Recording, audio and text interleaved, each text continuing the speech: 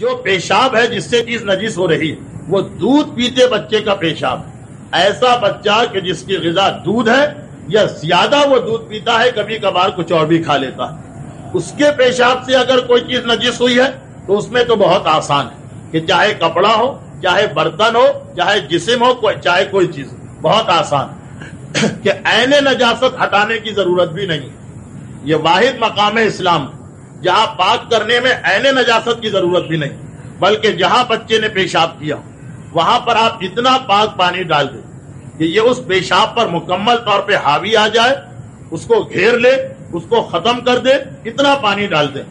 یعنی جتنا پیشاب ہے اس سے زیادہ پانی ڈال دیں تاکہ پیشاب اس میں گھل مل کے ختم ہو جائے، یہ چیز پاک ہو جائے گی اور اس میں کپڑے کو نچوڑنے کی ضرورت بھی نہیں۔ تو دودھ پیتے بچے کے پیشاب میں دو ایسے اصول ہیں جو پورے اصولوں کے خلاف۔ پہلا یہ کہ کپڑے کو نچوڑنا نہیں ہے، دوسرا یہ کہ عین نجاست کو نہیں ہٹانا، صرف پانی ڈال دیا اتنا